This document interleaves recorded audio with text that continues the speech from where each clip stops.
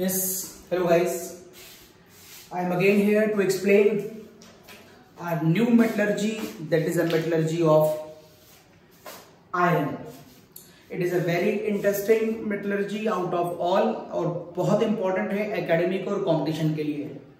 मैं इस पूरे मेटलर्जिकल प्रोसेस में आपको कुछ ऐसी बातें बताऊंगा जो बुक में अवेलेबल नहीं है और आपको लगता है कि हमको याद ही करनी पड़ेगी। हाँ, इवन तो आपको मेरे बताने के बाद भी याद तो करनी पड़ेंगी, लेकिन आपको उस मेमोराइजेशन के पीछे एक लॉजिक क्लियर होगा कि एक्चुअल में वहां पर वजह क्या है। तो मैं आपको पूरी मेटलर्जी के सारे छोटे छोटे पॉइंट बताऊंगा, तो बिना स्किप करे पूरे वीडियो को बहुत ध्यान से देखिएगा। सबसे पहले यहाँ पर डेवलप होने वाले कुछ क्वेश्चन मैंने बोर्ड पे लिख दिए हैं, देख लेंगे क्या है। मेटलर्जी ऑफ आयरन में आने वाली ores hematite, magnetite, limonite, siderite और आयरन पायराइट, ये 5 ओर्स हैं। इनमें से ये इसकी मदर ओर कहलाती है। It is a main ore, it is a mother ore. और बाकी इसकी सबसिस्टर्स ओर हैं, जहां पर ये होगा वहां पर इनकी परसेंटेज थोड़ी थोड़ी पाई जाएगी। तो पहले तो आपको ओर्स के बारे में मालूम होना चाहिए। During the metallurgical process, first and very important question is which reducing agent is used in the metallurgical process of iron? कौन सा रिड्यूसिंग एजेंट यूज करते हैं? बच्चों को मेमोराइज करना पड़ता है, लेकिन उसके पीछे वजह भी उनको नहीं मालूम होती है कि वो क्या आंसर और क्यों आंसर दे रहे हैं। फॉर एग्जाम्पल मैंने आंसर लिख दिया है carbon and carbon monoxide both behave as a reducing agent. Question mark लगा रखा है मैंने, मुझे ये नहीं पता कि ये दोनों क्यों लगाते हैं और कब लगाते हैं, मैं बताऊंगा आपको। विच फ्लक्स, फ्लक्स को हिंदी में मैंने बता दिया है गालक, इसको मैंने गालक क्यों कहा है मैं बताऊंगा आगे वाले प्रोसेस में। Which flux is use in the metallurgy of the iron, answer है कैल्शियम कार्बोनेट या कैल्शियम ऑक्साइड। ये बेसिक फ्लक्स कहलाता है, और बेसिक फ्लक्स मैंने क्यों लगाया है इसकी वजह बताऊंगा, क्वेश्चन मार्क लगा रखा है। What is the name of the Fe which is obtain from the blast furnace, मैंने एक नया नाम ले लिया यहाँ पर ब्लास्ट फर्नेस, और तुरंत ब्लास्ट फर्नेस का डायग्राम ओपन कर दिया। This is the diagram of blast furnace. ये पूरी फर्नेस, ये बहुत लंबी, लगभग 30 मीटर 30 मीटर ऊंचाई, 30 मीटर समझते हैं कम से कम आपकी 3 माला बिल्डिंग, 30 मीटर की ऊंचाई और लगभग 8 से 10 मीटर चौड़ाई, समझते हैं आपका जो बड़ा ड्राइंग रूम है उतनी चौड़ाई, बड़ा वाले रूम का, आपके घर का जो बेस्ट सबसे बड़ा रूम होगा, 8 से 10 मीटर की चौड़ाई इसके लगभग होती है। तो इतना लंबी ये फर्नेस होती है, इसलिए इसमें कोई भी मटेरियल बहुत थोड़ा अमाउंट में बड़ी बड़ी क्रेनों से डाला जाता है, एक बार में कुंटलों डाला जाता है। और पूरी इस फर्नेस को 4 पार्ट में डिवाइड किया गया है, combustion zone, fusion zone, slag formation और reduction on the basis of temperature. और ध्यान से देखिए, नीचे से ऊपर जाते समय टेम्परेचर लगातार डिक्रीज कर रहा है। तो मैं आपको ये भी बताऊंगा जो किसी किताब में नहीं दिया है कि टेम्परेचर डिक्रीज क्यों करता है। मैं आपको बताऊंगा कि पूरे प्रोसेस में टेम्परेचर डिक्रीज क्यों करता है, और मैं आपको बताऊंगा कि ऊपर के इस प्रोसेस में, यहां पर इस एरिया में जो रिड्यूसिंग एजेंट होता है वो कार्बन मोनोऑक्साइड होता है, जबकि इस जोन में जो रिड्यूसिंग एजेंट होता है वो कार्बन होता है। ऐसा क्यों होता है मैं आपको बताऊंगा। टेम्परेचर डिक्रीज क्यों हो रहा है मैं बताऊंगा आपको। नीचे वाला एरिया को हम हर्थ कहते हैं, जिसमें 2 पार्टों में डिवाइड किया गया है। सबसे नीचे हमें मिलता है पिग आयरन, आयरन का नाम रखा गया है पिग। बहुत गंदा आयरन होता है, परसेंटेज ऑफ आयरन की कम और इंप्योरिटीज ज्यादा होती हैं। तो समाज के सबसे गंदे जानवर से शायद कंपेयर कर दिया साइंटिस्ट ने। उसने कहा जितना गंदा आयरन है कि उसे गंदे जानवर से कंपेयर करिए, और गंदे जानवर का नाम जानते हैं हिंदी में, इंग्लिश में मैं उसे पिग कह रहा हूं, इसीलिए शायद इसे पिग आयरन कहा गया है। ये बात किसी बुक में नहीं लिखी है, लेकिन मुझे लगता है कि साइंटिस्ट के मन के पीछे यही सोच रही होगी। ओके हाँ, यहां पर जो मिलने वाला आयरन था वो पिग आयरन था। साथ में क्वेश्चन इसमें और मैंने बना रखा है, and what percentage of carbon and Fe in the all form of irons. अब मेरे पास आयरन की मेटलर्जी प्रोसेस में कितनी फॉर्म्स हैं?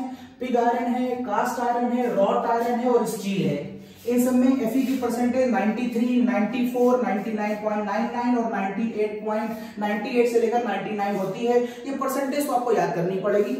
गॉड्स देखने वाली बात, सबसे ज्यादा अच्छी परसेंटेज यहां पर है, इसीलिए इसको हम आयरन की प्योरेस्ट फॉर्म कहते हैं। और अगर ये प्योरेस्ट फॉर्म है तो आपने सॉलिड स्टेट पढ़ रखा है, प्योरेस्ट फॉर्म में फिर सारे एटम एक जैसे हो जाएंगे। देखिए सारे एटम एक जैसे हो गए, सब वेल अरेंज हो गए, सब बढ़िया वेल अरेंज है। लेकिन यहां पर मैंने लिखा है स्टील, ये भी एक आयरन की फॉर्म होती है, और एक खास बात है स्टील हार्डेस्ट फॉर्म होती है। हम कभी किसी ऐड में ये नहीं कहते आकर के कि ये बिल्डिंग रॉट आयरन की बनी है, नहीं, हम हमेशा ये कहते हैं कि ये बिल्डिंग स्टेनलेस स्टील की बनी है। देखिए स्टील बोलते हैं और आयरन नहीं बोलते, इसका मतलब steel is hardest form than wrought iron. अब क्या वजह है, ये प्योर है, उसके बाद भी स्टील ज्यादा प्योरेस्ट फॉर्म है, उसकी वजह बहुत क्लियर है। देखिए कहते हैं यहां से यहां जाते समय हम इसमें एक एलॉय मिला देते हैं, एक एलॉय जो कार्बन मैग्नीज सिलिकॉन का होता है, और इस एलॉय का नाम होता है स्प्रिंगल आइजन। जब मैं इसको मिलाता हूं तो ये छोटे छोटे एटम जो कार्बन और मैग्नीज के हैं, जो मैंने इसमें इम्प्योरिटी मिलाए, वो इसकी इंटरस्टिशियल साइट पर जाकर बैठ जाते हैं। यहां पर कार्बन मैग्नीज जैसे छोटे छोटे एलिमेंट आके बैठ जाते हैं। तो जब यहां पर ये इंटरस्टिशियल स्पेस वैकेंट थे, तो इसे कस के अगर मैं पुश करूं by the machinery, by the mechanical stress, तो ये पुश हो सकता है, मींस इसके अंदर थोड़ी सॉफ्टनेस होती है। लेकिन चूंकि इंटरस्टिशियल स्पेस मैंने भर दिए, तो अब मैं अगर इसे पुश करूंगा तो ये पुश नहीं होगा।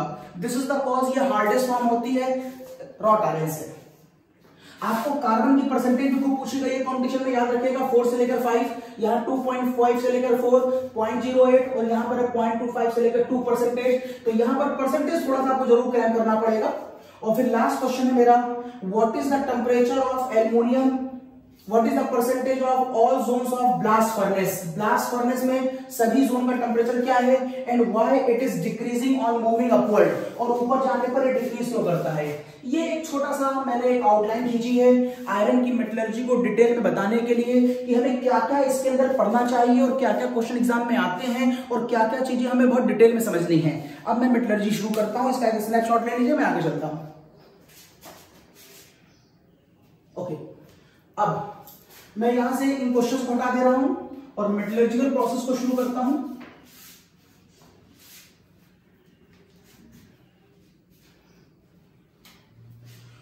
तो मैं अपने इस मेटलर्जिकल प्रोसेस में आपसे कहता हूं कि कोई भी मेटलर्जी अगर आपको पढ़नी है तो हमेशा उसका पहला स्टेप क्रशिंग एंड ग्राइंडिंग ही होता है ऑलवेज। और क्रशिंग ग्राइंडिंग में क्या करते हैं, एक हम बड़ी सी ओर ले लेते हैं, ये जो हमने माइनिंग से निकाली है इसका साइज बहुत बड़ा है, हम इसको क्रश और ग्राइंड कर देते हैं बाय द मशीनरी, जिसके बाद ये पाउडर ओर में कन्वर्ट हो जाती है। ये देखिए इट इज पाउडर ओर, ये बन गई मेरी पाउडर। और इस पाउडर ओर का सरफेस एरिया बहुत ज्यादा होता है, इट इज सरफेस एरिया, और सरफेस एरिया ज्यादा हो जाता है तो मैं कहता हूं कि इसकी रिएक्टिविटी ज्यादा हो गई होगी। ये देखिए ऐसा मैंने क्यों करा है, बहुत सिंपल सा लॉजिक है। वैसे तो आपको मालूम है rate of reaction is directly proportional to reactivity, लेकिन आप सामान्य भाषा में समझिए। ये पेन है और ये मान लीजिए हेमेटाइट का बना है, इसके अंदर आयरन सरफेस पे भी होगा और आयरन पेन के अंदर भी होगा। अगर मैं इसे बिना पाउडर में कन्वर्ट करे सीधे मेटलर्जिकल प्रोसेस में डाल दूं तो जो ऊपर की आयरन है वो तो हमें मिलेगी, लेकिन जो इस पेन के अंदर की आयरन है वो तो नहीं मिलेगी। इसलिए इस पेन को हमें पहले क्रश कर देना चाहिए, ग्राइंड कर देना चाहिए, इसका पाउडर बना लेना चाहिए ताकि अंदर के पार्टिकल भी बाहर आ जाए और बाहर के पार्टिकल भी बाहर आ जाए। और फिर जब इसे मेटलर्जिकल प्रोसेस में डालेंगे तो ये पूरी और रिएक्शन करेगी। बहुत सिंपल सा प्रोसेस है। इसके बाद स्टेप नंबर 2 होता है, इसके बाद स्टेप नंबर 2 होता है कॉन्सेंट्रेशन। आप इस मेटलर्जी में दो में से कोई भी मेथड यूज कर सकते हैं। Either you can use gravity separation, आप इससे भी कर सकते हैं, और you can use magnetic separation, आप मैग्नेटिक सेपरेशन मेथड भी लगा सकते हैं, आप दोनों लगा सकते हैं। ग्रेविटी सेपरेशन मेथड में क्या करते हैं, देखिए ग्रेविटी सेपरेशन मेथड हम तब लगाते हैं जब हमारे पास हैवियर और लाइटर के बिहाफ पर मैं डिफरेंस करने जा रहा हूं। अगर कोई चीज हैवी है उस ओर के अंदर और कुछ पार्टिकल उसमें लाइटर है, जो हमें चाहिए वो हैवियर है और जो नहीं चाहिए वो लाइटर है, और वाइसा वर्सा। ऐसे केसों में हम ग्रेविटी सेपरेशन को यूज करते हैं। ग्रेविटी सेपरेशन में क्या होता है, हम एक ऐसा स्लोप ले लेते हैं, ये एक स्लोप है, उसके ऊपर हम एक रनिंग वाटर दौड़ाते हैं, water in the running form, और ऊपर से एक ऊपर समझते हैं, आटा पीसने वाली मशीन में कभी देखी होगा आपने, तो ऊपर से ऊपर लगा होता है, ऊपर जहां से हम डालते हैं उसको ऊपर कहते हैं। तो यहां से मैंने ये जो पिसी हुई ओर है वो यहां से ऊपर मैंने डाल दी, पानी का फ्लो हो रहा है, water in the running form. तो जो हल्के लाइटर स्पीशीज होंगी वो बहकर दूर चली जाएंगी। यहां कौन आ जाएगा, लाइटर पार्टिकल, और जो हैवी पार्टिकल होंगे वो यहीं पर कहीं सेटल डाउन हो जाएंगे। मान लीजिए Fe भारी पार्टिकल है तो वो यहीं पर सेटल डाउन हो गया, और मान लीजिए इसमें मिट्टी थी जो हल्की थी वो यहां कहीं चली गई। मींस मैंने जर्नल इंप्योरिटीज को दूर कर दिया और अपनी ओर को कॉन्सेंट्रेट कर दिया। कॉन्सेंट्रेट मतलब उसकी परसेंटेज ऑफ प्योरिटी बढ़ा दी। लैब में सुना होगा आपने, ये कॉन्सेंट्रेट H2O की बोतल है और ये डाइल्यूट की है। क्या मतलब है, कॉन्सेंट्रेट H2O का मतलब है वहां पर H2O का अमाउंट ज्यादा है। अगर उसमें वाटर ऐसा इंप्योरिटी मिला दिया जाए तो हम कहते हैं वो डाइल्यूट हो गया। तो जो चीज हमें चाहिए जब उसका अमाउंट बढ़ता है तो हम कहते हैं वो कॉन्सेंट्रेट होती जा रही है। तो पहले जो यहाँ पर ओर थी वो इम्प्योर थी, उसमें हैवी और लाइटर दोनों थे। अब मैंने लाइटर अलग कर दिया, हैवी अलग कर दिया, तो मैंने कहा मैंने एक तरह का कॉन्सेंट्रेशन कर दिया इसके अंदर। ओके, मैग्नेटिक सेपरेशन में क्या होता है, अगर मैं आपको मैग्नेटिक सेपरेशन दिखाऊं तो यहां पर इस तरह के एक मशीन लगी होती है जिसमें दो व्हील होते हैं। एक व्हील नॉन मैग्नेटिक होता है और एक व्हील मैग्नेटिक होता है, और ऊपर से ये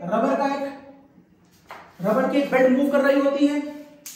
और फिर मैंने ऊपर से एक ऊपर लगाया और ये जो ओर मैंने यहां पर पीस रखी थी ये ओर मैंने इसमें डाल दी। अब मान लीजिए मेरी इस ओर के अंदर दो तरह के लोग हैं, एक मैग्नेटिक प्रॉपर्टी और एक नॉन मैग्नेटिक प्रॉपर्टी। तो पहले मैं मैग्नेटिक प्रॉपर्टी की बात करता हूं। मान लीजिए Fe हेमेटाइट, ये जो Fe की ओर है वो इसके ऊपर चिपकी रह जाएगी due to inductive effect of magnetic species, और वो इस पर स्टिक रहेगी। और जब मैं इसे दूर जाऊंगा तो मैग्नेटिक इफेक्ट कम होता जाएगा और ये यहां कहीं गिर जाएगी। ये देखिए हमारे पास Fe की जो ओर है वो यहां पर आएगी, जबकि मैंने मान लिया इसमें कुछ सैंड की भी इंप्योरिटीज हैं जो नॉन मैग्नेटिक हैं, जिसके ऊपर इस मैग्नेट का इंडक्टिव इफेक्ट नहीं लगेगा और ये यहीं पर आते ही यहां कहीं गिर जाएगी। ये देखिए SiO2 यहां कहीं गिर गया। इस हिसाब से मैंने इंप्योरिटी अलग कर दी और मेन एलिमेंट अलग कर दिया। यहां पर परसेंटेज ऑफ ओर को मैंने इंक्रीज कर दिया। तो मैं क्या कह सकता हूं, यहां पर मैंने अपनी जो ओर है वो क्या कर दी, कंसंट्रेटेड कर दी।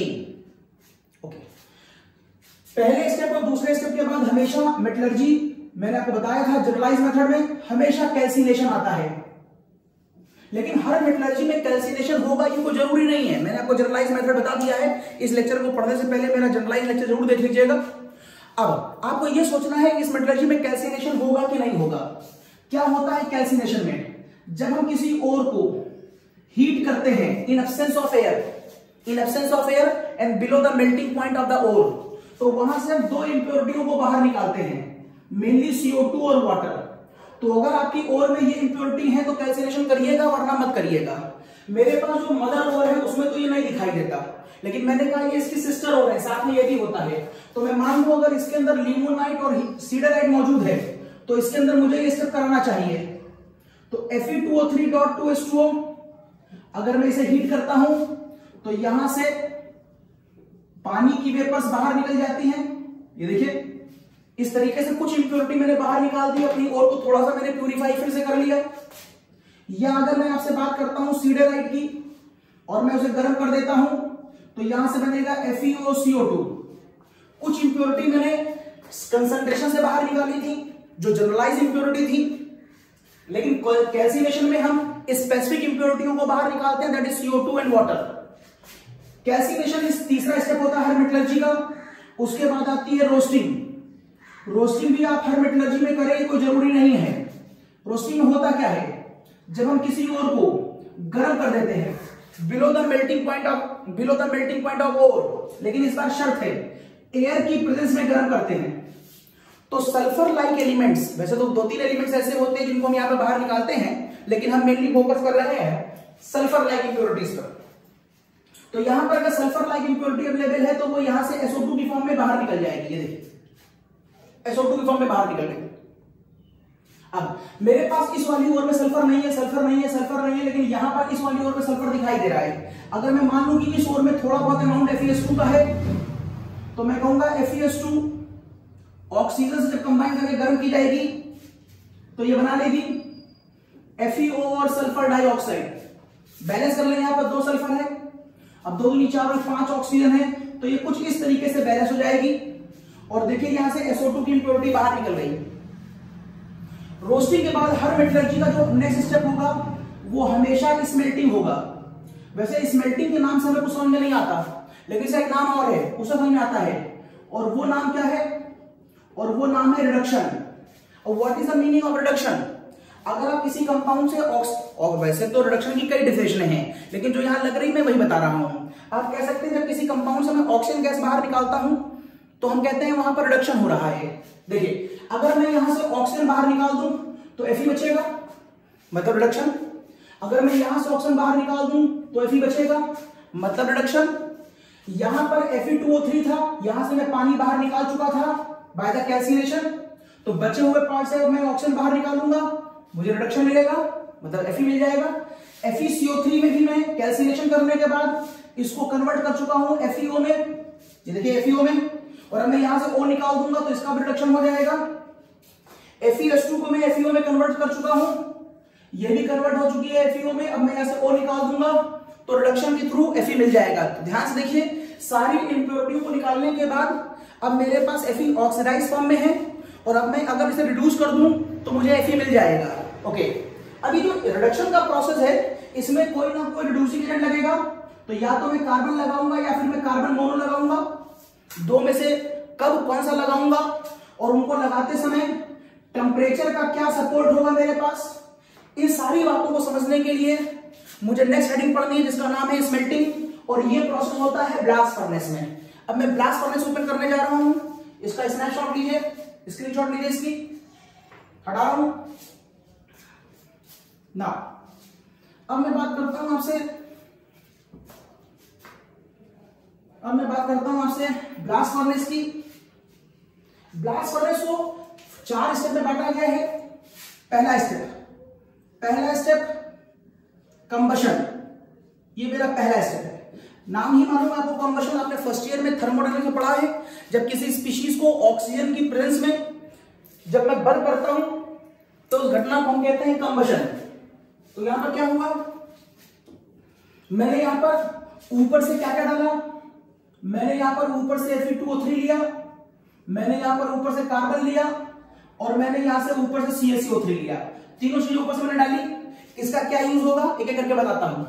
सबसे पहले कंबशन में मान लो कार्बन के 1 मोल को एक्सेस ऑफ ऑक्सीजन की प्रेजेंस में यदि जला दिया जाए तो यहां पर CO2 गैस बनती है। इस स्टेप में CO2 गैस बनेगी, मैंने यहां लिखा भी था C+O2। तो C कहां से आया, ऊपर से आया, तो O2 कहां से आई, ये बाहर 2 पंखे लगा रखे हैं, इनको मैं ट्वेटर्स कहता हूं, और ये अंदर की तरफ ऑक्सीजन फेंकते हैं, ये दोनों मिलकर CO2 बनाते हैं। लेकिन इस प्रोसेस को कराने के लिए हाई टेम्परेचर रिक्वायर होता है। कार्बन ऐसे नहीं जल जाता है, जलाना कार्बन को, कोयला जलाना आसान नहीं होता, थोड़ा सा उसमें टाइम लगता है। इसका मतलब है हमें पहले इसको हीट देनी पड़ती है, और कितना टेम्परेचर देना पड़ता है हमें, इसको लगभग 1775 से लेकर 2175 के आसपास एनर्जी देनी पड़ती है रिएक्शन को स्टार्ट करने के लिए।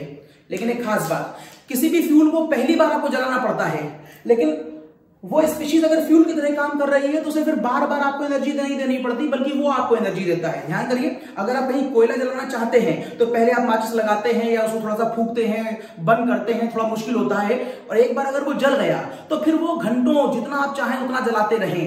मींस एक बार प्रोसेस शुरू करना है और फिर ये लगातार आपको एनर्जी देता रहेगा। ये रिएक्शन आपको लगातार एनर्जी, बाद में कई दिन तक चाहे तो आप एनर्जी ले सकते हैं इससे। मींस ये प्रोसेस कैसा हो जाएगा, मींस ये प्रोसेस एक्सोथर्मिक माना जाएगा। बस रिएक्शन को स्टार्ट करने के लिए मैंने एनर्जी दी है, उसके बाद ये हमें कई दिन तक एनर्जी देगा, और ये तभी संभव होगा जब कार्बन यहां पर कैसे बिहेव कर रहा हो, फ्यूल की तरह बिहेव कर रहा हो। आपकी गाड़ी के अंदर पेट्रोल है, आपने एक बार गाड़ी की किक मारी, एक बार उसमें स्पार्किंग करी, और एक बार उसको एनर्जी मिली, और फिर जब तक उसके अंदर फ्यूल है वो आपको एनर्जी देता रहेगा। तो आपने एक बार स्टार्ट कर दिया, फिर वो एनर्जी दे रहा है, इसलिए मैंने इसे क्या कह दिया, फ्यूल कह दिया। ओके, अब आप ये कैसे जानेंगे कि ये प्रोसेस एक्सोथर्मिक आपके मन में आ रहा होगा, क्योंकि बिना एक्सोथर्मिक हुए ये टेम्परेचर मेंटेन नहीं रहेगा। अब एक्सोथर्मिक का एक हल्की सी हिंट करता हूं, जब भी मैं आपसे एक्सो और इंडो की बात करूं तो देखिए आप लॉजिक क्या लगाइएगा, आप लॉजिक लगाइएगा कि इंडो तब होगा जब number of mole of gas का डिफरेंस ग्रेटर देन 0 हो, और एक्सो तब होगा जब number of mole of gas का डिफरेंस इक्वल टू और लेस देन 0 हो। अगर ये प्रोसेस आएगा तो आप एक्सो मानिएगा, अब मैं ऐसा क्यों कह रहा हूं, इसके पीछे भी वजह है, चलिए वजह बता देता हूं। वैसे आप इसी को बात ध्यान रखिएगा, आपके आंसर इसी से आ जाएंगे। लेकिन यदि आपके मन में आता हो कि सर नंबर ऑफ मोल के घटने या बढ़ने से एक्सो आप कैसे बोल दे रहे हैं, तो हल्की सी हिंट कर रहा हूं थर्मोडायनेमिक्स में। देखिए एक्चुअल में जब मैं आपसे कहता हूं कि number of mole of gas बढ़ रहे हैं, तो number of mole of gas जब बढ़ेंगे तो पहले मान लीजिए मेरे पास दो ही वेसल के अंदर दो ही गैस के मॉलिक्यूल हैं, और बाद में मेरे पास गैस के मॉलिक्यूल वेसल के अंदर बहुत ज्यादा हो गए। ऑब्वियस है, वेसल वही है, बस number of mole of gas बढ़ रहे हैं। जब यहां पर 2 मोल होंगे तो ये हिल रहे होंगे, हिल रहे होंगे मतलब इनमें इंट्रोपी होगी, और इंट्रोपी के लिए उनको एनर्जी चाहिए, तो ये एनर्जी अपने सिस्टम से कंज्यूम कर रहे होंगे, जो भी एनर्जी कंज्यूम कर रहे हैं। लेकिन जैसे ही वो 2 मॉलिक्यूल कुछ देर के बाद 10 मॉलिक्यूलों में कन्वर्ट हो गए, अब 10 मॉलिक्यूलों को भी हिलना है, क्योंकि गैस के मॉलिक्यूल में एंट्रोपी तो होगी, तो वो हिलने के लिए अब ज्यादा एनर्जी कंज्यूम करेंगे। क्योंकि उसी बर्तन में अब वो ज्यादा एनर्जी कंज्यूम कर रहे हैं, और अगर वेसल में ज्यादा एनर्जी कंज्यूम करेंगे तो वेसल का टेम्परेचर क्या करेगा, गिर जाएगा। अगर वेसल का टेम्परेचर गिर जाएगा तो हम क्या कहेंगे, एंडोथर्मिक कहेंगे। तो अल्टीमेटली कहीं छुपा एंट्रोपी का लॉजिक है। लेकिन फिर भी मैं आपसे कह रहा हूं कि एंट्रोपी से पहले आप खाली डेल्टा एन पर ही ध्यान दीजिएगा, आपका लॉजिक निकल आएगा। ओके, मैं आगे बढ़ रहा हूं, ये वाला पॉइंट हटा रहा हूं, मैं ये वाला पॉइंट हटा रहा हूं, चलिए इसे भीतर हटा रहा हूं, ये ताकि आपको लिखा दिखाई देता है। तो मैंने आपसे कहा ये वाला प्रोसेस, इस प्रोसेस के बाद यहां से CO2 गैस निकली और यहां से ऊपर वाले चैम्बर में गई। ये देखिए अब कौन सा जोन आ गया, अब मेरे पास जो नेक्स्ट जोन आ रही है वो है फ्यूजन जोन। ये देखिए फ्यूजन जोन। अब फ्यूजन जोन में खास बात देखिए, यहां से यहां पर आने पर टेम्परेचर गिर गया है, टेम्परेचर गिर गया है, इसका मतलब है प्रोसेस एंडोथर्मिक हो गया है। अगर प्रोसेस एंडोथर्मिक हो गया है, इसका मतलब है number of mole of the gas बढ़ रहे होंगे, तभी वो एनर्जी ज्यादा कंज्यूम कर रहे हैं। देखिए मैं दिखाता हूं, यहां पर क्या होगा, ये जो CO2 गैस नीचे वाले चैम्बर से ऊपर आई है, ये CO2 गैस ऊपर आने वाले कार्बन से फिर से एक बार कंबाइन करती है और यहां बना लेती है 2 कार्बन मोनोऑक्साइड। अब देखिए ये गैस थी, ये सॉलिड था, और देखिए ये गैस थी। अगर आप इसका डेल्टा एन निकालें तो number of mole of product minus number of mole of reactant, बाद में 2 है, पहले 1 था, तो आंसर पॉजिटिव में आ रहा है। Means number of mole of gas बढ़ रहे हैं। Number of mole of gas बढ़ेगा तो एंट्रोपी बढ़ेगी, एंट्रोपी बढ़ेगी तो रैंडमनेस बढ़ेगी, और रैंडमनेस बढ़ेगी तो इस रैंडमनेस को करने के लिए गैस के मॉलिक्यूल सिस्टम से ही एनर्जी एब्सॉर्ब करेंगे, और सिस्टम से एनर्जी एब्सॉर्ब करेंगे तो सिस्टम का एनर्जी लेवल गिर जाएगा, और सिस्टम का एनर्जी लेवल गिर जाएगा तो प्रोसेस एंडोथर्मिक हो जाएगा। ओके, तो ये प्रोसेस एंडोथर्मिक हो गया। जबकि यहां भी निकाल लीजिएगा, ये सॉलिड था, ये गैस था, ये गैस था, तो यहां पर डेल्टा एन की वैल्यू कितनी आ रही थी, 0, और कंडीशन के अकॉर्डिंग अगर डेल्टा एन की वैल्यू 0 आएगी तो भी प्रोसेस कैसा होगा, एक्सोथर्मिक होगा। ओके, तो जहां पर आपको डेल्टा एन का लॉजिक लगाने को मिल जाए, जहां पर आप इसे लगा पाए वहां पर जरूर लगाइए, और जहां पर आपको थोड़ा सा अजीब लगे, मन में कोई शक आए कि यार ये कैसे हो रहा होगा, तो एंट्रोपी का लॉजिक खोल लीजिएगा। और जिनको एंट्रोपी नहीं आती है वो इसको मत छोड़िए और सीधे, क्योंकि एंट्रोपी थर्मोडायनामिक्स का लॉजिक है, तो सीधे आप डेल्टा एन से ही काम चलाइए और इन 2 पॉइंटों को क्रैम करके फिलहाल काम चलाइए। लेकिन ध्यान रखिएगा, जहां पर ये लॉजिक आपको डिस्टर्ब करेंगे वहां पर एंट्रोपी के लॉजिक से आंसर आएगा, कोई बात नहीं। पॉइंट नंबर 1, पॉइंट नंबर 2 हो गया। तो मैंने समझा दिया कि यहां से यहां तक जाने पर टेम्परेचर कम क्यों हुआ, क्योंकि ये प्रोसेस एक्सोथर्मिक है, ये प्रोसेस एंडोथर्मिक है। वैसे यहां पर एक रिएक्शन और होती है, वो दिखाता हूं क्या है। यहां पर एक रिएक्शन और होती है, और वो रिएक्शन है फ्यूजन की। फ्यूजन का रिएक्शन नंबर 1 और फ्यूजन की रिएक्शन नंबर B।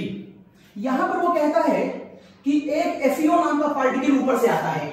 अब आप कहेंगे सर ऊपर से तो Fe2O3 आता है, लेकिन ये Fe2O3 नीचे आते आते FeO में कन्वर्ट हो जाता है। अभी मैं दिखाऊंगा आपको कैसे कन्वर्ट होता है। कुछ पल के लिए मान लीजिए कि आपको मालूम है कि FeO में कन्वर्ट हो जाता है। जब ऊपर से FeO नीचे आता है तो यहां पर इससे कंबाइन कौन करता है, यहां पर इससे कंबाइन करता है कार्बन। इस जोन में carbon is a reducing agent, इस जोन में carbon is a reducing agent. अब आपके मन में आ रहा होगा कि सर यहां का जो CO2 था वो इस जोन में कार्बन मोनो में कन्वर्ट हो चुका है, तो आप यहां पर कार्बन मोनो क्यों नहीं ले रहे हैं। इसका लॉजिक बुक में नहीं दिया है, मैं अभी आपको थोड़ी देर में इसका लॉजिक बताऊंगा कि इस जोन में मैंने कार्बन को रिड्यूसेंट क्यों लिया और कार्बन मोनो को क्यों नहीं लिया, अभी बताऊंगा। फिलहाल आप मान लीजिए FeO कार्बन से मिलेगा और एक रिड्यूसिंग एजेंट की तरह बिहेव करेगा।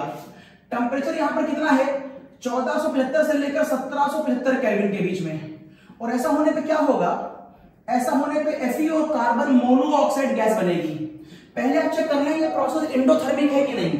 तो सर ये सॉलिड है, ये सॉलिड है, ये सॉलिड है और ये गैस है। इसका मतलब delta N of the gas बराबर एनपी माइनस एनआर। इसका मतलब 1 माइनस 0 का मतलब पॉजिटिव आ रहा है।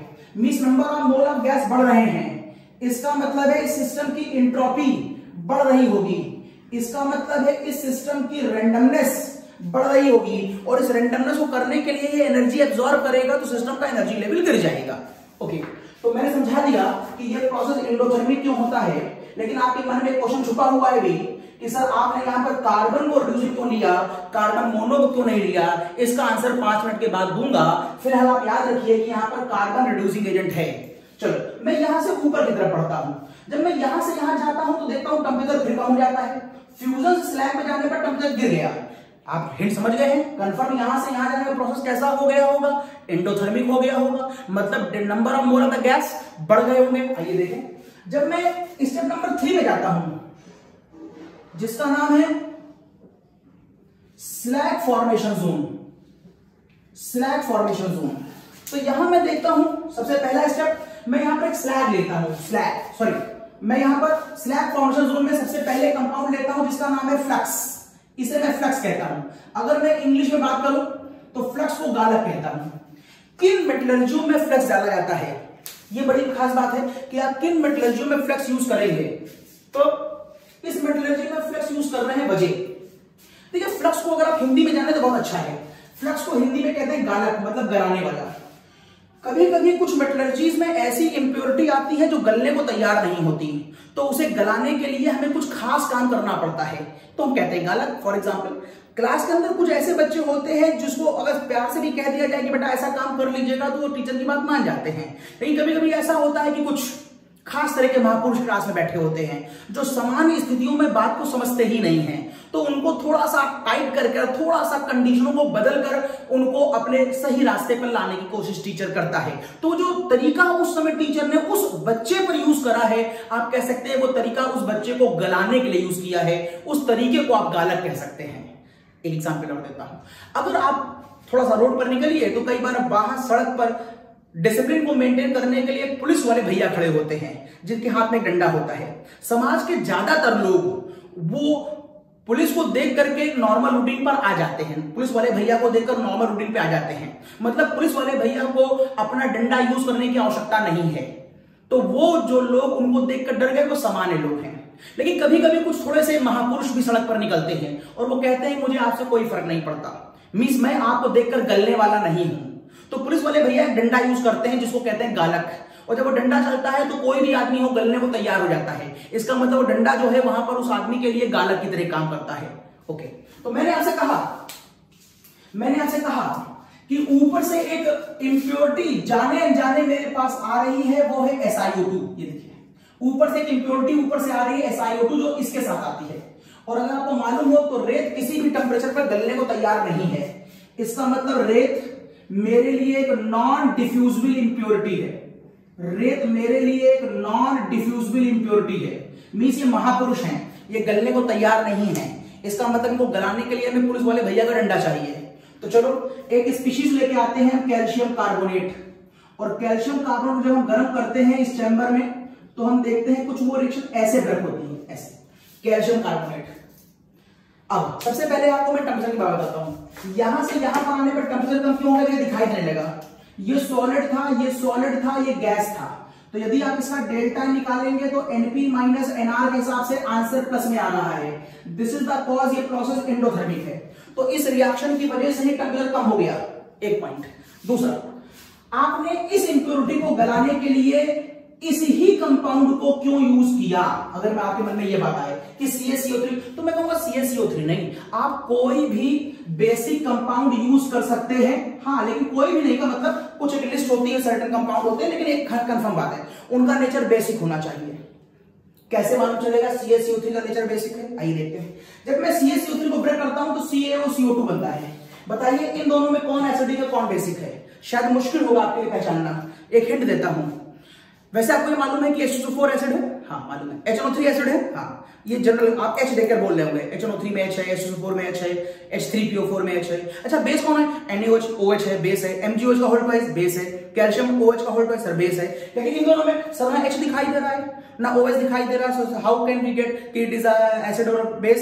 We can do it easily. How?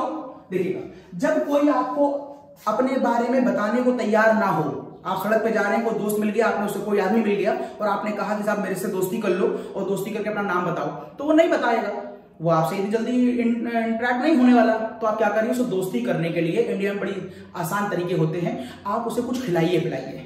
किसी को भी इंप्रेस करने का तरीका होता है इंडिया में बड़ा बेस्ट, आप कुछ खिलाइए पिलाइए। और इंडिया में सबसे सस्ता क्या मिलता है फिलहाल पानी। आप चुपचाप से ठंडा पानी और बहुत नम्रता के साथ और बहुत ही डिसिप्लिन के साथ उसका आदर सम्मान करते हुए ठंडा ग्लास पानी पिलाइए। वो आपके लिए सब कुछ करने को तैयार होगा और वो आपका खूब कहेगा कि ये मेरा बहुत अच्छा दोस्त है। तो आप करिए, चलिए इसे पानी पिलाते हैं। अगर मैं इसे पानी पिला दूं तो पानी पिलाते ही जो अपने बारे में नहीं बता रहा था, आप पानी पीने के बाद ये कहेगा मैं कैल्शियम हाइड्रोक्साइड हूं, और ये पानी पीने के बाद बोलेगा कि मैं H2CO3 हूं। देखिए पानी पीने के बाद ये दोनों लोग जो आपको बताने को तैयार नहीं थे, बता रहे हैं ये बेस है, ये एसिड है। अब इन दोनों एसिड और बेस में से कौन स्ट्रॉन्ग है? आपको मालूम है सेकंड ए ग्रुप के एलिमेंट्स बहुत अच्छे मेटल होते हैं, मतलब बहुत अच्छे बेस होते हैं। और H2CO3 तो कोल्ड ड्रिंक में होता है, हल्का शेक करिए और CO2 की फॉर्म में बाहर निकल जाता है। इसका मतलब H2CO3 वीक एसिड होता है क्योंकि वो डिकम्पोज आसानी से हो जाता है। इसका मतलब है out of these two it is a good base. इसका मतलब अगर इन दोनों को मिलाया जाएगा तो रिजल्ट कैसा आएगा? स्ट्रॉन्ग बेस में वीक एसिड मिला हुआ रिजल्ट कैसा आएगा? बेसिक आएगा। अगर ये रिजल्ट पूरा बेसिक है तो ये कैसा होगा? बेसिक होगा। अब इसको मैंने कहा ये बेसिक है, उसकी वजह मैंने बता दी। अब आपने बेसिक ही हाथ क्यों लगाया? क्योंकि जो आपके पास नॉन डिफ्यूजिबल इंप्योरिटी है वो नॉन मेटल की है। नॉन मेटल का ऑक्साइड हमेशा एसिडिक होता है, नॉन मेटल का ऑक्साइड हमेशा एसिडिक होता है और मेटल का ऑक्साइड हमेशा बेसिक होता है। इसका मतलब ये एसिडिक है, और अगर ये एसिडिक है तो क्या मिलाओगे? बेस मिलाओगे। And this is the cause. यहां पर ये वाला जो SiO2 है वो CaO से मिलकर बना लेता है CaSiO3। ये जो पहले गलने को तैयार नहीं थे, जब पुलिस वाले भैया का डंडा चला तो ये गलने को तैयार हो गए और गल गए। इसको हम कहते हैं स्लैग बन गया। और ये स्लैग इस चैम्बर में ऊपर से नीचे आता है। पिग आयरन के कंपैरिजन में स्लैग हल्का होता है, अपर लेयर में आएगा, उसको यहां से हम बाहर निकाल लेंगे। ओके, स्लैग की बात हो गई। यहां के बाद हम ऊपर जाते हैं तो देखते हैं टेम्परेचर फिर कम हो गया। तो यहां पर एक क्वेश्चन में ये पढ़ना है कि टेम्परेचर कम क्यों हो गया, और यहां ये पढ़ना है कि यहां पर रिड्यूसिंग एंड कार्बन मोनो क्यों है जबकि यहां पर कार्बन थी। इस क्वेश्चन का आंसर दे रहा हूं, इसका स्नैपशॉट लीजिए, स्क्रीनशॉट लीजिए। Yes, next. अब इसके बाद मैं चलता हूं रिडक्शन जोन में, और जब मैं रिडक्शन जोन की बात करता हूं तो मैं देखता हूं रिडक्शन जोन में होने वाली रिएक्शन पर गौर करिएगा। रिडक्शन जोन में कौन सी रिएक्शन होती है? ऊपर से कौन आ रहा है? Fe2O3। ये देखिए ऊपर से Fe2O3 आ रहा है, यहां लिखता हूं। ऊपर से कौन आ रहा है? Fe2O3 आ रहा है। क्या करता है? कार्बन मोनो से रिएक्शन करता है। हाँ, कार्बन मोनो से क्यों करता है बताऊंगा अभी। कार्बन मोनो से करता है। किस टेम्परेचर पे करता है? 575 से 975 के बीच में। टेम्परेचर यहां पर ये वाला कम क्यों हो गया? टेम्परेचर कम क्यों हो गया बताऊंगा, वजह से आपको मालूम है। प्रोसेस एंडोथर्मिक खाली प्रूव करना है मुझको। और ऐसा करने के बाद ये कंपाउंड कन्वर्ट होता है Fe3O4 और कार्बन डाइऑक्साइड में। ये देखिए, इसमें पहले बैलेंस कर ले।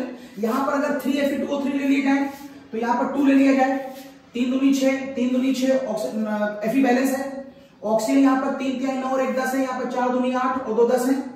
3 तिहाई 9 और 1 10 और 4 दूनी 8 और 2 10 इस बैलेंस है। यस, जरा देखें यहां पर किसका रिडक्शन हुआ है, किसका ऑक्सीडेशन हुआ है। जब मैं कह रहा हूं कि कार्बन मोनोऑक्साइड यहां रिड्यूसिंग एजेंट है, तो डेफिनेशन ऑफ रिड्यूसिंग एजेंट वो होते हैं जो अपना ऑक्सीडेशन करते हैं और दूसरा का रिडक्शन करते हैं। जरा चेक करिए, कार्बन मोनोऑक्साइड में ऑक्सीजन -2 होता है, इसलिए कार्बन +2 होगा। और यहां पर आते आते कार्बन +4 मिलेगा, मतलब कार्बन +2 से +4 जा रहा है, मतलब ये अपना क्या कर रहा है? ऑक्सीडेशन। अगर ये अपना ऑक्सीडेशन करेगा तो दूसरे का क्या करेगा? रिडक्शन। चेक करिए, Fe का ऑक्सीडेशन नंबर आपको निकालना आता होगा, निकाल लीजिएगा। ऑक्सीजन को -2 मान करके Fe चेक करिएगा तो यहां पर Fe +3 आएगा।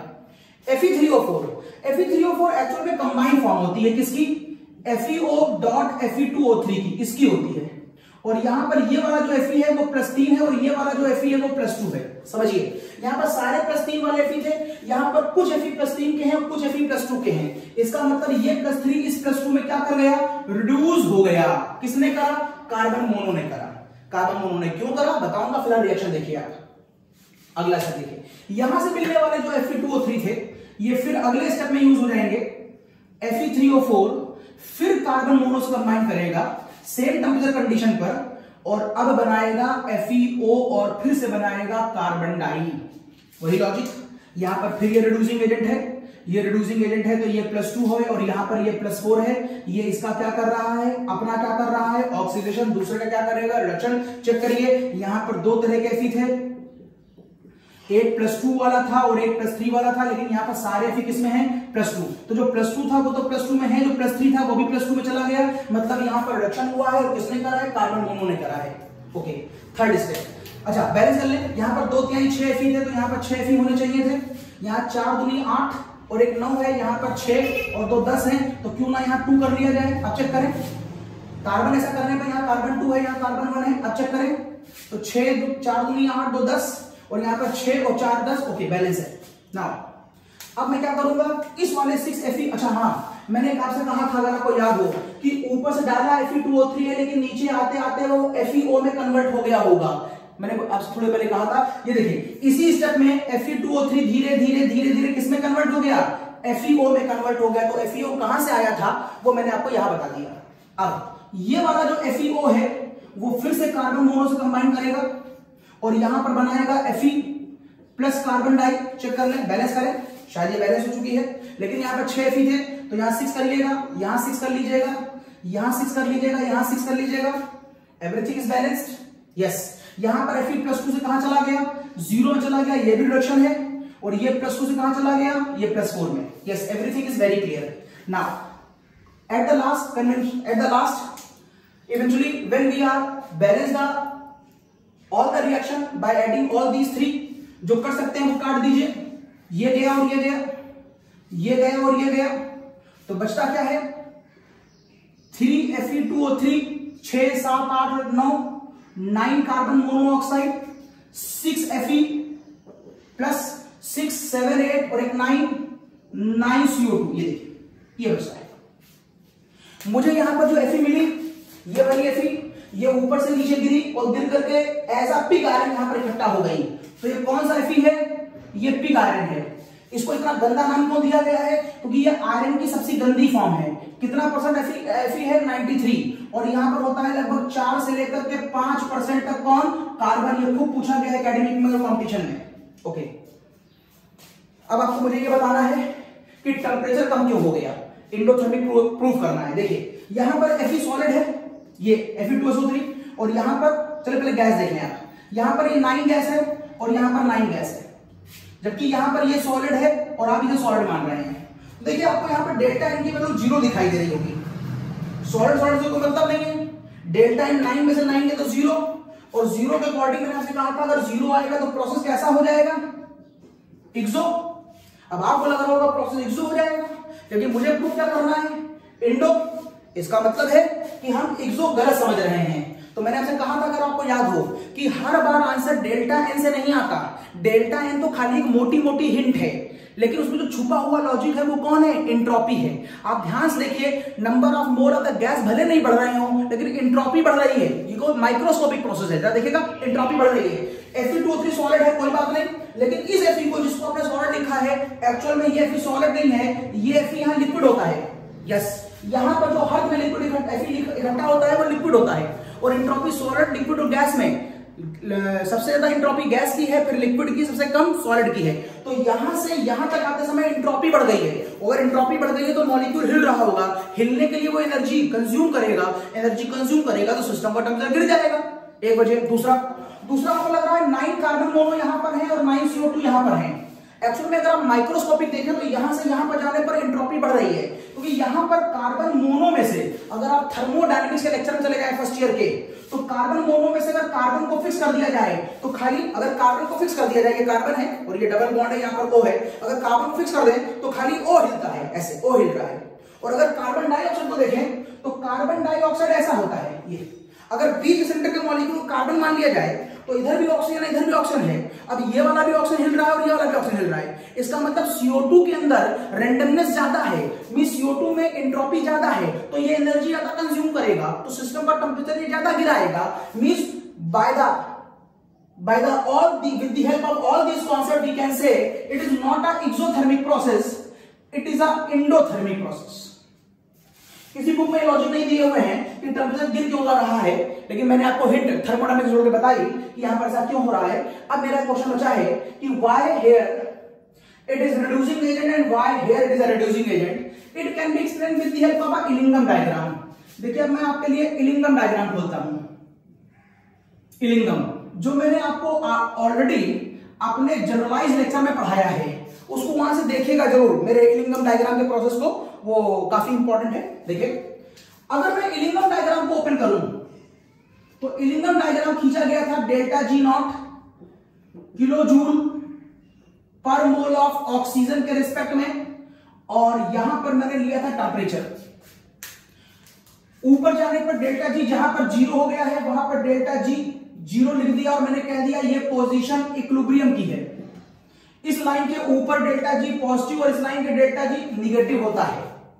ये आपको मैंने Illingham के जनरल डिस्क्रिप्शन में दिया है और वहां से मैं एक छोटा सा पार्ट खाली यहां पर ला रहा हूं। सीधे यहां से Illingham समझेंगे तो समझ में नहीं आएगा, यहां तो खाली मैं आपको रिकैप दे रहा हूं। Illingham देखना है तो मेरा जनरल इंट्रोडक्शन जाके देखिए, Illingham के नाम से मैंने एक अलग से लेक्चर बनाया है। अब यहां पर एक जैसे कोई न्यूमेरिकल लगाते हैं ना तो हम लोग फॉर्मूला याद कर लेते हैं और फिर उसमें वैल्यू पुट करते हैं। वैसे ही जब आपको कभी भी पूरी केमिस्ट्री में रिड्यूसिंग के बारे में कोई क्वेश्चन पूछा जाए तो पहले आप एक फॉर्मूला लिख लीजिए। किसका फॉर्मूला है? वो फॉर्मूला है कार्बन का, वो फॉर्मूला है कार्बन का, और वो फॉर्मूला है कार्बन का। ये फॉर्मूला कहलाता है, ये फॉर्मूला डायग्राम है। और इस फॉर्मूला डायग्राम में ये लाइन कार्बन की है जो ऑक्सीजन से मिलकर कार्बन मोनो बनाती है। चूंकि ऑक्सीजन मुझे पर मोल लेना है तो ऑक्सीजन O2 लेना है एक ही बार, और बैलेंस करने के लिए ये फिगर आएगी। इस लाइन में कार्बन मोनो ऑक्सीजन से मिलकर कार्बन डाई बनाता है। बैलेंस करने O2 मुझे एक बार ही चाहिए था पर मोल, तो मुझे यहां पर ये 2 करना पड़ेगा। देखिए बैलेंस हो गया। इस लाइन को देखें, इस लाइन में जो कार्बन है वो सीधे O2 से मिलकर CO2 बनाता है। ये देखिए, ये 3 लाइनें आपको हमेशा याद होनी चाहिए, कौन सी लाइन कहां जा रही है। वैसे इस पूरे की डिटेल स्टडी, ये लाइन नीचे क्यों गई, ये लाइन ऊपर क्यों गई, ये लाइन सीधी क्यों गई, ये मैंने Illingham के अपने इंट्रोडक्शन में दिया है। मेरे Illingham वाले डायग्राम को जरूर देखिएगा। अब मान लो ये मेरा फॉर्मूला है। अब इस फॉर्मूले में मैं अपना क्वेश्चन पुट कर रहा हूं और मेरा क्वेश्चन है कि FeO को मैं रिड्यूस कर सकता हूं कि नहीं कर सकता हूं। किससे कर सकता हूं? कार्बन मोनो से। वैसे मैं तीनों को दिखा सकता हूं, लेकिन एज एग्जांपल मैं एक पे दिखा दे रहा हूं। मैं FeO को कार्बन मोनो से रिड्यूस कर सकता हूं। जरा Fe का डायग्राम देखिए, यहां पर ये जो लाइन आप देख रहे हैं ये Fe की है। ये Illingham डायग्राम में दी हुई है। ये सारे ग्राफ टोटल करने के बाद खींचे हैं Illingham ने, जहां पर Fe ऑक्सीजन से मिलकर के FeO बना रहा है। अगर आप ध्यान से देखें तो ये पूरा का पूरा डायग्राम किस प्रोसेस के लिए एक्सप्लेन किया जा रहा है? ऑक्सीडेशन। क्योंकि यहां पर सभी का ऑक्सीडेशन हो रहा है। कार्बन का ऑक्सीडेशन, कार्बन का ऑक्सीडेशन, कार्बन मोनोऑक्साइड का ऑक्सीडेशन और Fe का ऑक्सीडेशन। ये ऑक्सीडेशन का प्रोसेस है। अब लॉजिक लगाते हैं। इस वाले पॉइंट पर जब मैंने टेंपरेचर देखा तो मालूम चला 1073 केल्विन है। तो मैं एक बार आपको 1073 के पहले क्या सिचुएशन है और एक बार 1073 के बाद का सिचुएशन बताता हूं। देखिएगा 1073 के पहले की सिचुएशन देखिए। मुझे यह बताना है कि FeO की ये वाली लाइन जो ऑक्सीडाइज हो रही है इसे मुझे रिड्यूस करना है। देखिए ग्राफ है ऑक्सीडेशन का, करना क्या है? रिडक्शन। और आपको मालूम है ऑक्सीडेशन रिडक्शन उल्टा है। तो अगर इस तरफ जाने पर FeO बन रहा है तो आप कह सकते हैं रिवर्स आने पर क्या होगा? FeO टूट रहा होगा। तो मैं कह सकता हूं रिवर्स डायरेक्शन में अगर देखा जाए तो FeO किस में जा रहा होगा? Fe में। इस डायरेक्शन में Fe जा रहा है FeO में, तो रिवर्स में FeO जा रहा होगा Fe में। एक बात और, आपको मालूम है जब कोई रिएक्शन पलट दी जाती है तो फर्स्ट ईयर में थर्मोडायनामिक्स हेस लॉ, पलटने पर हम उसकी न्यूमेरिकल वैल्यू तो नहीं बदलते लेकिन उसका साइन बदल देते हैं। पॉजिटिव है तो निगेटिव और निगेटिव है तो पॉजिटिव। वो लॉजिक लगाइए। अगर यहां पर इक्विलिब्रियम की वैल्यू 0 थी तो मान लेता हूं मैं यहां पर -300 थी, यहां पर -400 थी, यहां पर -500 थी और यहां पर -600 थी। मैंने मान लिया। अब जरा इस टेम्परेचर पे गौर करिए। मान लीजिए टेम्परेचर 700 केल्विन है, मैं इस जोन की बात कर रहा हूं, 700 केल्विन है। तो 700 केल्विन पर जब मैं ऊपर जाता हूं तो मुझे दो पॉइंटर मिलते हैं, एक रेड वाला और एक ब्लू वाला। जरा रेड वाले पॉइंटर को यहां से खींच के देखिए क्या आ रहा है। रेड पॉइंटर को यहां से खींचो, चलो मान लेता हूं कि कोई 450 के आसपास नंबर आ रहा होगा। किसमें आ रहा होगा? ये 450 अभी तो माइनस में आ रहा होगा, क्योंकि अभी आप इस रिएक्शन को ऐसे देख रहे थे। लेकिन अगर इसको पलट के देखा जाए तो डेल्टा जी की वैल्यू इस रिएक्शन के लिए, लाल वाली के लिए, जब इस पॉइंट पर पलटी जाएगी तो ये डेल्टा जी की वैल्यू यहां पर 450 प्लस में लिखी जाएगी।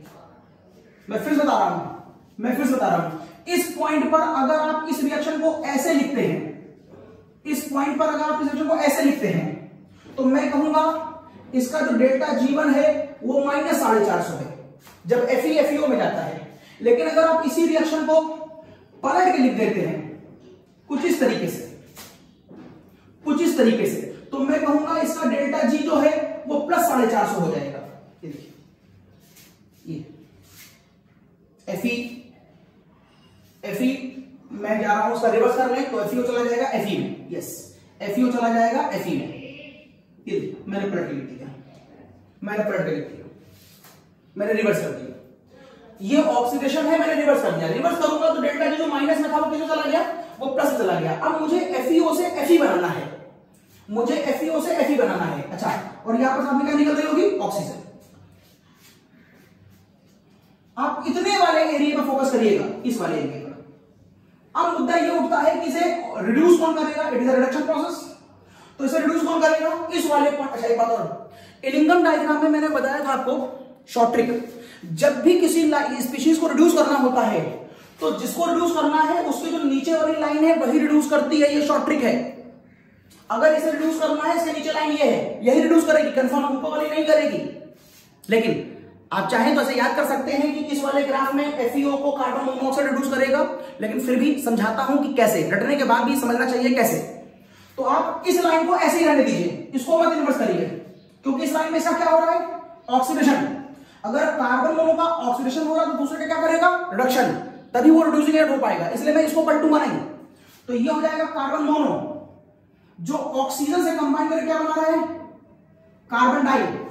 इसके लिए डेल्टा G2 की वैल्यू, इसको मैंने पलटा नहीं, तो इसकी डेल्टा G2 की वैल्यू लगभग -500, तो मैंने पलटी नहीं। जरा जोड़ दीजिए, ये O2 गया, तो बोलो फाइनल क्या आया? 2 FeO plus 2 carbon mono gives 2 CO2 plus 2 Fe नहीं आया? यस। तो मैंने आपको थोड़ी देर पहले पूछा था कि बताइए क्या वजह है कि इस रेंज में कार्बन मोनो रिड्यूसिंग एजेंट है, उसकी वजह इलिंगम डायग्राम है। क्योंकि इलिंगम डायग्राम में इस टेम्परेचर से पहले Fe के नीचे की जो लाइन है वो कार्बन मोनो है, और जब मैं इन दोनों का डेल्टा G निकालता हूं तो डेल्टा G इन दोनों का निगेटिव में आता है, -50 दोनों को सॉल्व करने पर। और आपको मालूम है थर्मोडायनेमिक्स में जिस इक्वेशन का डेल्टा G निगेटिव आता है वो रिएक्शन हमेशा कैसी होती है? स्पॉन्टेनियस। इसका मतलब ये रिएक्शन स्पॉन्टेनियस होगी। दिस इज द कॉज इस जोन में कार्बन मोनो है। अब क्वेश्चन है कि इस जोन में कार्बन क्यों है? ये जोन का मतलब है 1073 से बड़ा टेम्परेचर, और ये है 1073 से छोटा। 1073 से छोटा और 1073 से बड़ा, 1073 से छोटा और 1073 से बड़ा। तो 1073 से बड़े में को कार्बन दिखाना है। देखिए शॉर्ट ट्रिक मेरी, जो रेड वाली लाइन है इसे रिड्यूस करना है, और अब इसके नीचे कौन सी लाइनें हैं? ये दो लाइनें हैं। जो लाइन ज्यादा नीचे होगी वो ज्यादा अच्छी होगी, तो इससे ज्यादा नीचे वाली लाइन कौन सी है? कार्बन वाली है। इसलिए हाई टेम्परेचर पर, this is the zone of high temperature, तो हाई टेम्परेचर पर इस वाली लाइन को रिड्यूस कौन सी लाइन करेगी? ये करेगी। तो इसको रिड्यूस कौन करेगा? कार्बन करेगा। तो हाई टेम्परेचर पर कार्बन करेगा। ऐसा ही इक्वेशन अपने आप इसकी और इसकी बनाइए, और देखिएगा दोनों को जोड़ने पर डेल्टा G का आंसर फिर निगेटिव आएगा। मान लो किसी टेम्परेचर पर, इस टेम्परेचर पर ले लीजिए, इस टेम्परेचर लाइन को कट करिए, तो यहां पर एक पॉइंटर आएगा और यहां पॉइंटर आएगा। यहां से लाइन खींचिए, इस वाली वैल्यू को प्लस में कर लीजिएगा। यहां से लाइन खींचिए, इसको प्लस मत करिएगा, माइनस में रहने दीजिएगा, दोनों को जोड़ दीजिए, आंसर निगेटिव आएगा। इसका मतलब हाई टेम्परेचर पर कार्बन रिड्यूसिंग एजेंट है और लो टेम्परेचर पर कार्बन मोनो रिड्यूसिंग एजेंट है। और इस तरीके से Fe मिल गया। मैंने आपको सारी बातें बता दी। Fe को हम यहीं पर विराम देते हैं। Fe का लेक्चर पूरा होता है, फिर मिलते हैं अगले लेक्चर में after a short commercial break.